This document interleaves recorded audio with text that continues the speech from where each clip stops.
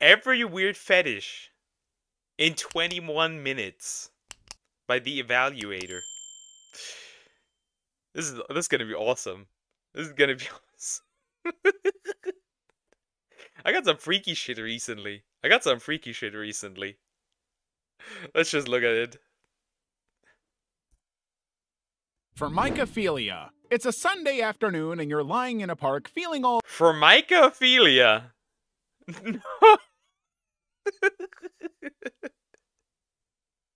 cute when a grasshopper suddenly decides to take a scenic stroll up your arm. Now, most people would swat it away faster than you can say I would. That thing would be dying. I'm sorry, but that thing would be dying immediately. pest control, but for someone with formicophilia, this tiny invader is not an annoyance. It's a VIP guest delivering a There's people that are into bugs? Ugh. special thrill. Yes, formicophilia is a fetish where individuals are aroused at the sensation of insects crawling on their skin. To them, the sensation of an insect on their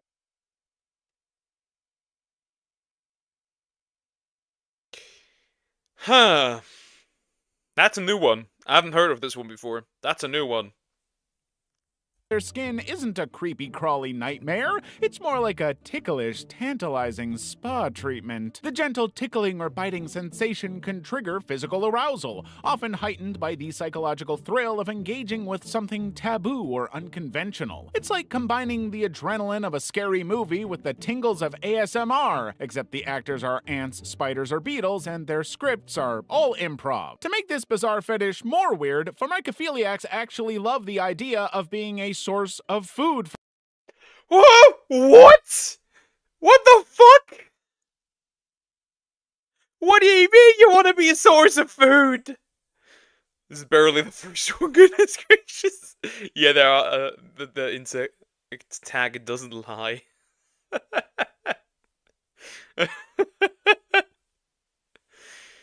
Oh my god, no. No. So, does that mean it's also a vor fetish, but just for insects?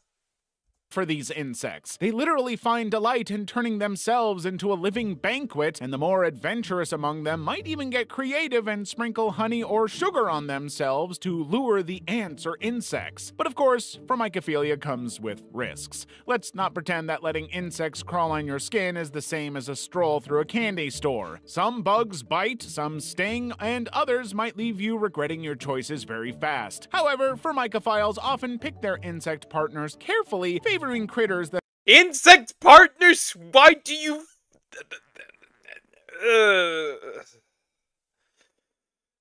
Leeches, exactly. The leeches. are less likely to cause actual harm. After all, no one wants their steamy bug encounter to turn into an ER visit. Hybristophilia. Picture this. You're at a random frat party Hybristophilia. Liking being cuffed? sipping your drink when a stranger walks up to you from nowhere and starts talking. You're initially trying to brush him off and walk away until he mentions that he just got released from prison for unaliving someone. Now, the normal reaction to hearing this would probably be to walk away because the red flags are pretty glaring, right? But, well, for someone with hybristophilia, aka the Bonnie and Clyde syndrome, that's the highest level of Oh. Yeah, those were all the women that were sending like love letters to crazy serial deleters and even, I don't know. Yeah, Jeffrey Dahmer lovers and shit. This is new. attraction. Basically, hybristophilia is a psychological phenomenon where individuals feel attracted to people who've committed crimes. The term comes from the Greek word hubris, which means I know way too many people IRL that find that hot. If somebody committed crimes, I know way too many people. outrage, and philia, which is fondness. So in essence, it's when breaking the law becomes a little too attractive. For someone with this fetish, there is something undeniably thrilling about being close to someone who lives on the edge and loves the thrill of danger. It's like dating a human version of a roller coaster. Exciting, but slightly terrifying. Now, psychologists suggest that danger also activates the brain's reward system, so when you're around someone who exudes that danger, it would heighten your adrenaline and make everything else in your life spicy. Unfortunately, that spice might be paprika. Depends on, I think depends on also probably depends on the crime you have committed. I would say.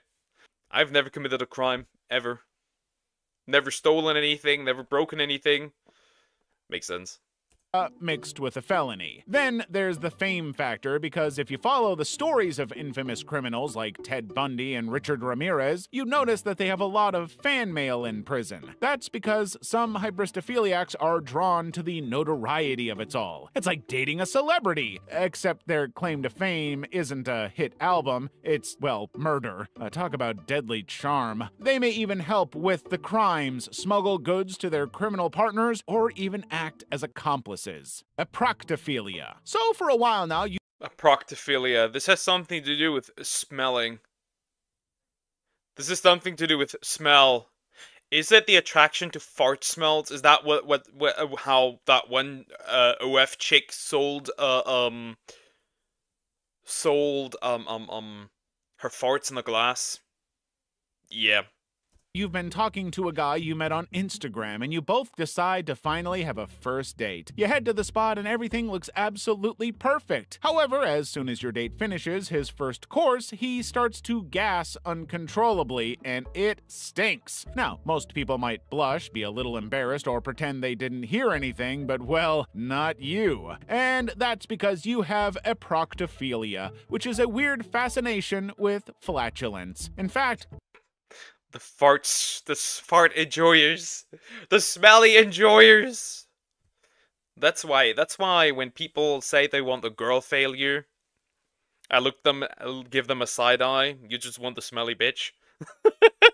the idea of hearing someone toot or smelling a person's gas just makes your heart skip a beat. For you, it's as romantic as roses, as thrilling as roller coasters, and as intimate as whispering secrets in the dark. To be clear, aproctophilia isn't about just liking a funny fart joke. We're talking about a genuine, heartfelt, or perhaps lung-felt attraction to the sound, smell, or sensation of flatulence. Just as some people find the smell of fresh-baked cookies comforting, aproctophiles feel a similar joy when their partner lets one rip. Vorarophilia. Vor. At its core, No, not the vor!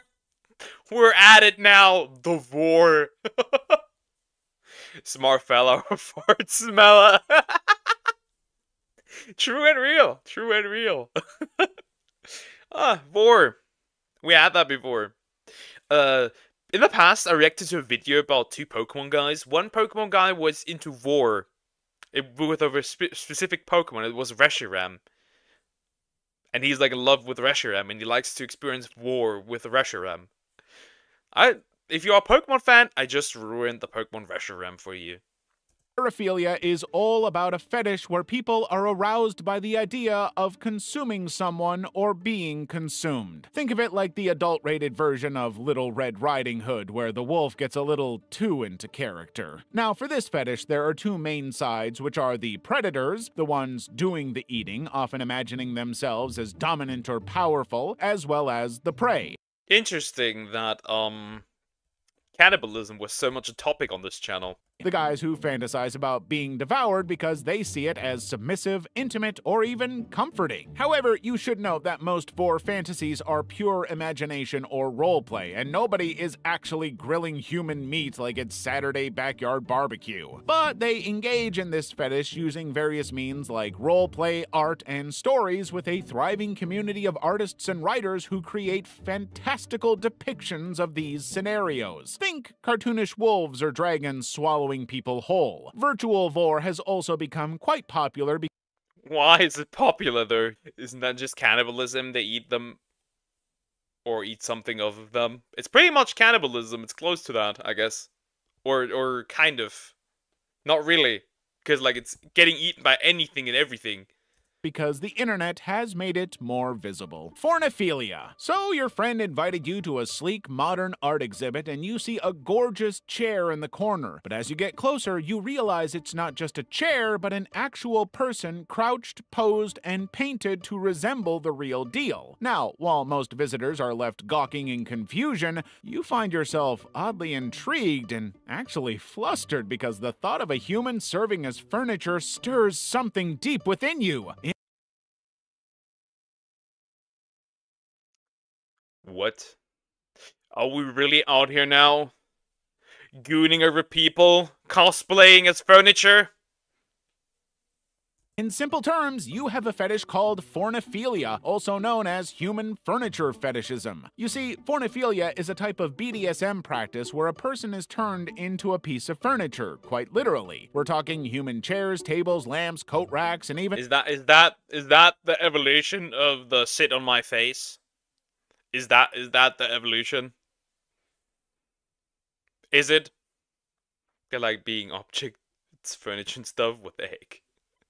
coffee stands. Yes, that's right. Some people find eroticism in merging the functional with the flesh. In pornophilia, one partner would act as the furniture, while the other takes on the role of the user, the artist, or simply the one in control. This fetish often involves bondage to help the furniture maintain its pose, as well as props and costumes to enhance the illusion. The appeal lies in the physical restraint, objectification— Just like imagine somebody you dating talk to you and then suddenly saying, "Man, you look so hot as a chair." Man, you'd turn me on as a table. Good God. You know what would suit you? Looking like a lamp. and sometimes even the endurance required to hold a particular form for long periods. It's definitely a niche kink, to say the least, but for those who indulge, it's a perfect blend of submission, creativity, and power dynamics. Autoplushophilia. After getting hounded by your niece to find a new Somebody smashing toys, plushies. It's dehumanizing people like that, yeah. You would make a sexy chair, you know. Exactly, stuff like that. stuffed teddy, you finally gave in and walked into the toy store. And as soon as your eyes landed on the giant fluffy teddy bear, you know— That's the Gardevoir people. That is 100% the Gardevoir people. That is I know what you are. Every person that bought the Gardevoir, that is, that we know who you are. We know what you're into. I've seen them in mate outfits, bathing suits, swimsuits. I've seen them in all kinds of outfits and positions at this point. Thanks to one video that I watched. I know now. oh, it's definitely coming home with you, and not because you want to give it to your niece. It's actually because you have a weird fetish called autoplushophilia, so you derive excitement and sexual arousal from imagining yourself as a stuffed animal. Yep, you heard that right. While most people see a teddy and think cuddly friend, you see a plushie and get turned on by the idea of becoming one. Autoplushophilia— Oh, so it's not smashing the plushie, it's becoming the plushie. I get it. What about the fun people who put the Gardevoir into places, like driving a car? That's funny, that's funny. is a subset of objectophilia, which is an attraction to inanimate objects and closely related to roleplay or transformation fetishes. However, its defining feature is that the individual doesn't simply love plush toys, they want to embody one. It's less about collecting stuffed animals and more about imagining or enacting themselves It's less about collecting them, it's more about being them. Become the plushie. Isn't that Forno, but just floofier? I guess. as the toy, complete with fluff, fur, and button eyes. Think of it as teddy bear cosplay, but taken to a very personal level. However, the thing with this fetish is that most people engage and find the appeal in it because of the comfort and safety. Stuffed animals are often associated with warmth, comfort, and childhood innocence. So by imagining themselves as a plushie, individuals may tap into those feelings of security and nostalgia. I mean, who wouldn't want to live their best life as a snuggly teddy bear free from adult worries? Balloon fetishism, lunars. If you were to walk into a Balloons? Lunars? What? Huh? room filled with beautiful blown-up balloons, you'd probably try to pop some or even play and bounce them around. However, for a lunar, these balloons are more than just inflatable decor. They are the centerpiece of a highly specific and deeply personal form of attraction known as balloon fetishism, a paraphilia where balloons are a source of sexual arousal, emotional connection, or both. For lunars, balloons are objects of desire, comfort, and sometimes fear. Yes, fear. In fact, one of the most fascinating aspects. People scared of balloons? Here's Croc Rock. Hi, Croc Rock. Is that Bear brother of Sumax from the show? It's crazy. The thing is, like, apparently they just want to be loved. They're like me, but with being a stuffed animal. Of this fetish is how it intertwines pleasure, anxiety, and anticipation. You see, lunars come in all shapes, sizes, and preferences, much like their beloved balloons. The pop lovers find excitement in the bang, and the tension of a balloon slowly inflating or being squeezed builds anticipation, and the loud pop is the climax, both literally and metaphorically. What the fuck? What the fuck? For them, the burst of sound and destruction is exhilarating. On the other end of the spectrum are those who adore balloons but can't bear the thought of them popping. For non-poppers, balloons are cherished objects of affection, cuddled, caressed, or simply admired for their shape, color, and texture. However, as with any fetish, being a lunar can come with its own set of challenges. Many lunars feel self-conscious or misunderstood about their interests, especially since balloons are typically associated with children. This can make it hard for them to share their desires with others. But online communities have provided a safe space for lunars to connect, share experiences, and celebrate their unique passion. I just want to know where these are coming from. Like, where are these fetishes coming from? Like, is this from like some childhood trauma? Is this like from like generally? I guess most of these would probably come from childhood.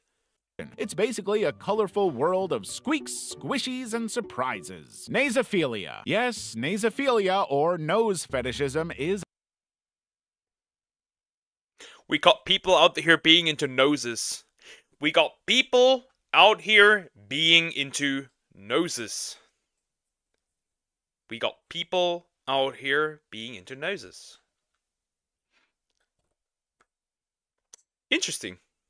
Is exactly what it sounds like, an attraction to noses. Basically, for people with nasophilia, noses aren't just functional breathing apparatuses or sneeze factories, they're objects of beauty, sensuality, or even desire. The curve, the nostrils, the symmetry or asymmetry, the little tiny hair follicles inside, and the two tiny holes are absolutely captivating. Now, at its core, nasophilia is a form of partialism, meaning the focus of sexual attraction is on a specific body part, in this case, the nose. It could be the shape, size, or texture of the nose, or even specific actions like sniffing, sneezing, or flaring nostrils that evoke desire. Some even have specific. Like, imagine you meet somebody and they can't look you in the eyes, they just look at you, like just look at your nose, and are already drooling when looking at your nose. These people must hate Voldemort. Yeah, they might as well do. They might as well do. Would these be super into Squidward? Would these be a lot into Squidward? Or you know, the one episode where Patrick has a nose? Poke a nice nose. Thanks, I guess. Preferences. Some nasophiles might prefer sharp, angular noses, while others are drawn to round, bulbous ones. Large noses might exude power and confidence, while small noses can appear delicate and cute. And let's not forget nostrils. Yes, even those have their admirers. For these guys, a nose isn't just a nose, but it's a work of art. Well, like many fetishes, nasophilia doesn't have a single clear cause, but there are several psychological and social factors that might contribute to someone developing having this unique attraction. For instance, a person who grew up with positive memories involving noses, like affectionate boops.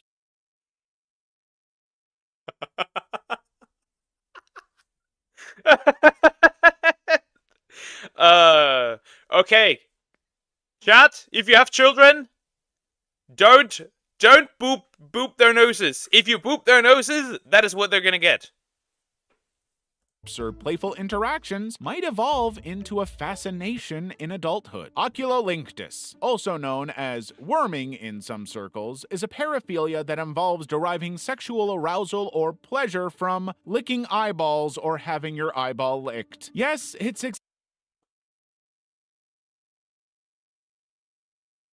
Where do these come from? How does this even happen? How does this happen?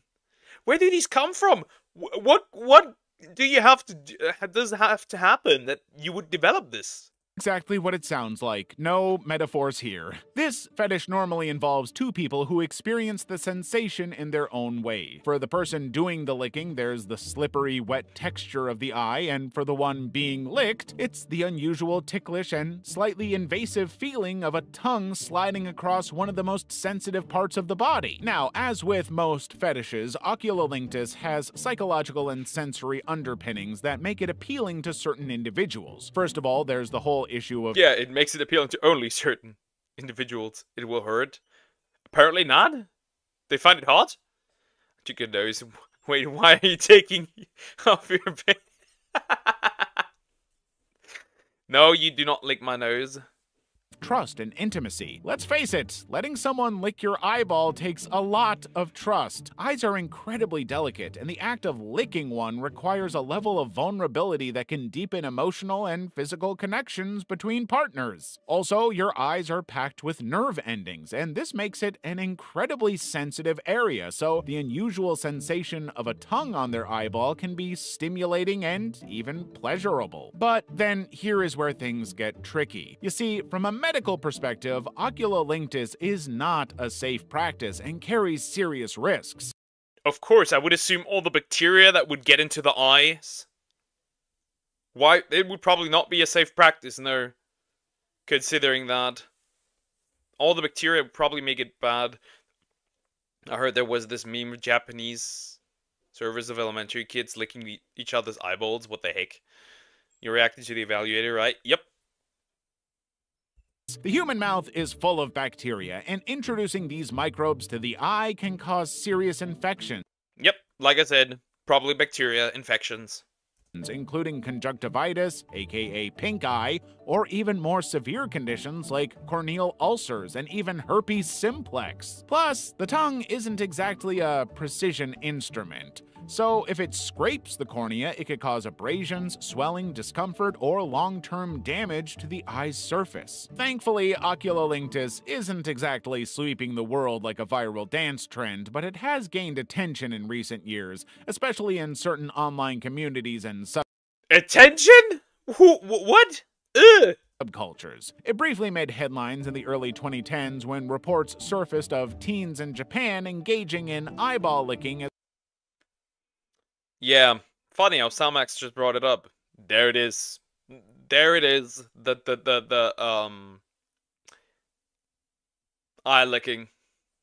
a form of intimacy. However, these claims were largely exaggerated by media outlets. In reality, oculolinctus remains a niche fetish practiced by a small but devoted group of enthusiasts. Most people, understandably, can't imagine letting someone's tongue anywhere near their eyeball. And that's totally okay. Mashalania. It's a scorching hot day. The sun. The way it looks, this has to do with armpit hair. This has to do with armpit hair. Sun's blazing, the pavement feels like lava, and everyone's wearing as little clothes as socially acceptable. You walk into a bar dying for a cold beer, but just as you spot a frosty mug calling your name, someone nearby lifts their arms to stretch, revealing their armpits, and bam, your heart skips a beat. Oh, it's just armpits, not just armpit hair, it's just armpits. Okay. Interesting. Not sure why, but suddenly the air is thick with attraction and an unshakable chemistry. Well, here's the why. You have a fetish called That reminds me of one scene in was it Isla sometimes hides her feelings in Russian? Yep.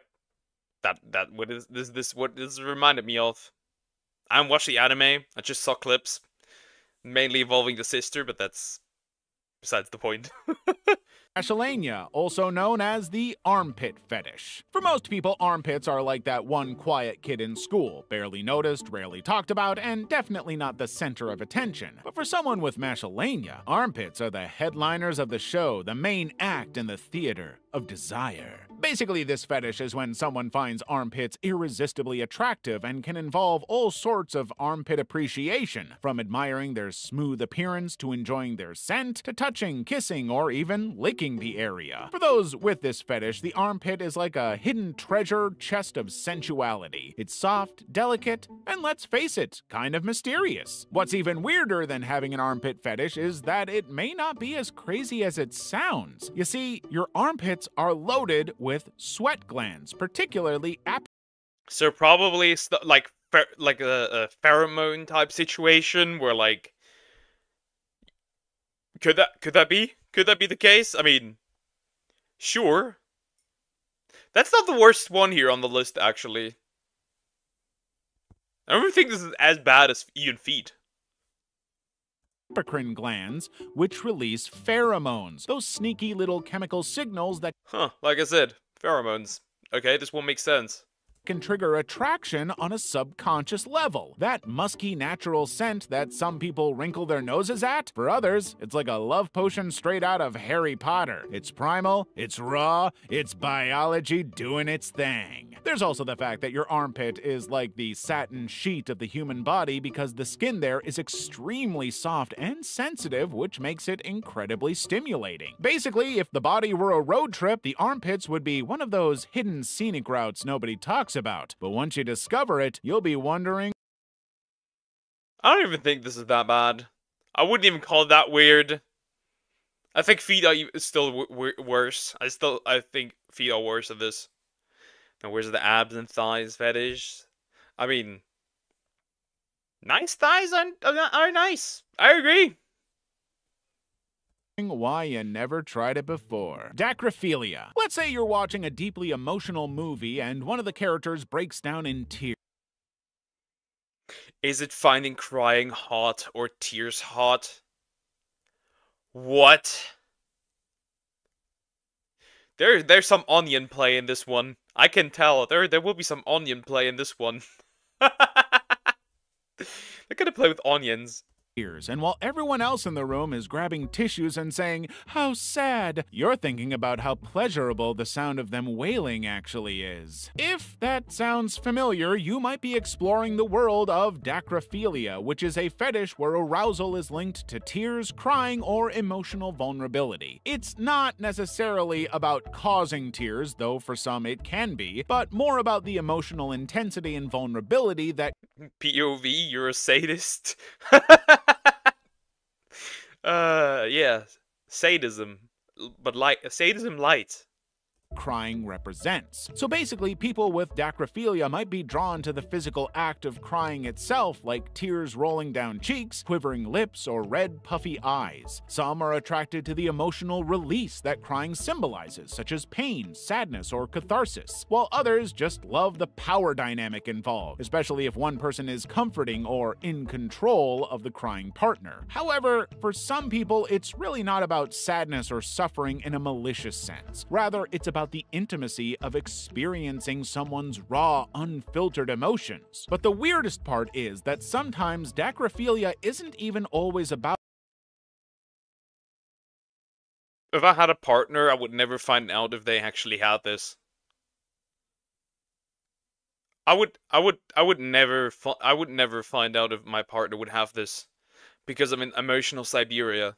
Interesting. I do not cry. I will make you cry so much you will become. Hell no. uh, out the other person. Some dacrophiles enjoy crying themselves and find release and arousal in their own emotional vulnerability. They might even deliberately trigger their own emotions or indulge in self-reflection to make themselves cry. Chromastistophilia. So you just came back from the club and were walking down a dark alley when some— Wait, men don't cry? Nah. I just don't know how to do it. I seriously don't know how to do it. I don't know how to do it anymore. Like, ever experienced like in like a state where like you feel like you want to cry, but you can't because you just physically aren't capable anymore? That's me. Is this like getting turned on either by somebody having a lot of money or just money? someone suddenly comes out of nowhere and tries to mug you. Now, most people would feel a mix of fear, anger, and panic, but for someone with chromastistophilia, that moment of being robbed or coerced would spark something entirely different: arousal. Yes, you heard that right. Arousal. In a nutshell, chromastistophilia is a paraphilia where individuals derive sexual excitement or gratification from situations where they are being robbed, extorted,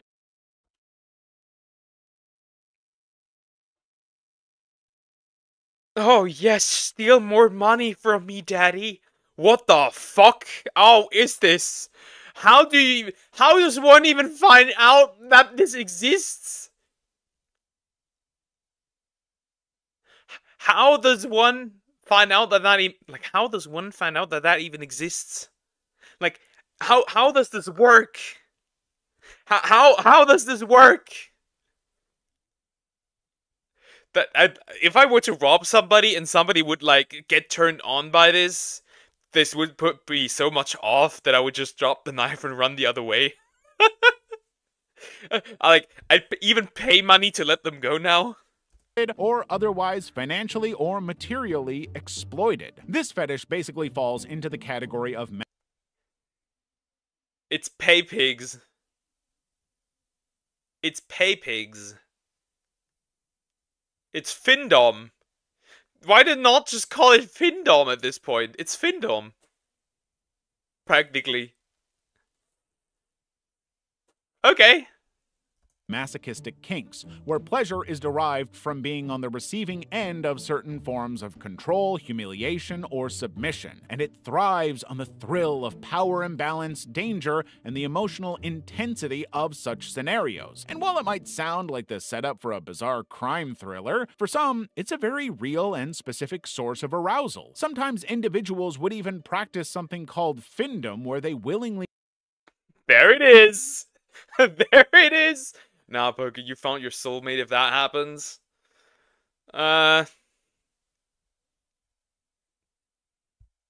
Soulmates don't exist. DSP and Wales, true and real. True and real.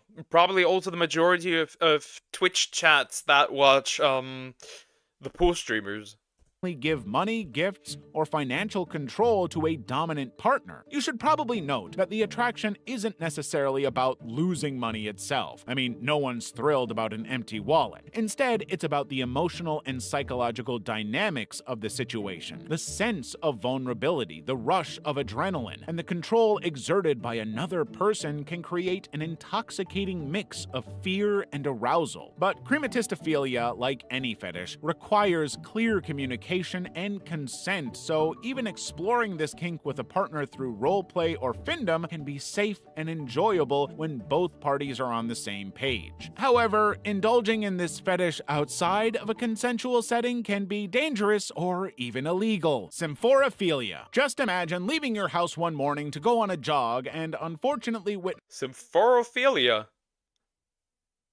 Getting turned on by breaking things?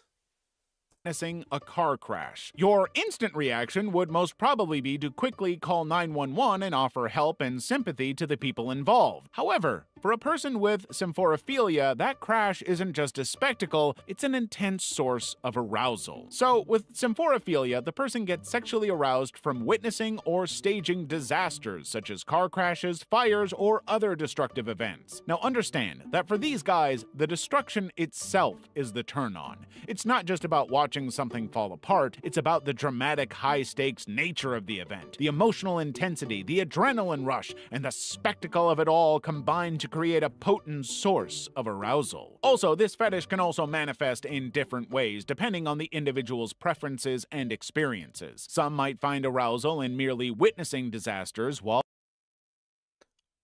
staging, probably. I wonder, Americans. I wonder, would a rage room turn these people on? others might feel compelled to create or stage destructive events to heighten their excitement. So, where does this come from? Well, psychologists think it might start early on, maybe a childhood experience involving a dramatic moment like a car crash, a house fire, or a major disaster. That mix of fear, adrenaline, and excitement might stick around and, over time, morph into something a little spicier. It's like their brain took a wild ride on the emotional roller coaster and decided to recreate the event, but in a sexier way. In a strange way, symphorophilia isn't so alien. Humans are obsessed with destruction. Why do you think demolition videos have millions of views? Or why do we all slow down at accidents? I don't know. I mean, I don't know. Maybe you like just stuff crashing? Like, I like destruction, but I don't get turned on. Despite swearing we're better than that. Symphorophiles just crank that curiosity up to 11. It's like regular people watching things fall apart for fun, except with symphorophiles, the fall apart is fueling their sexual arousal. And no judgment here either, because the same way some people like watching buildings implode, others are into a good rom-com. To each their own. That's the end. That was fairly interesting. That was pretty interesting. I mean, sure. Some of these were fine. I mean, I think the armpit one was okay, but some of them, like the butt stuff, um, interesting.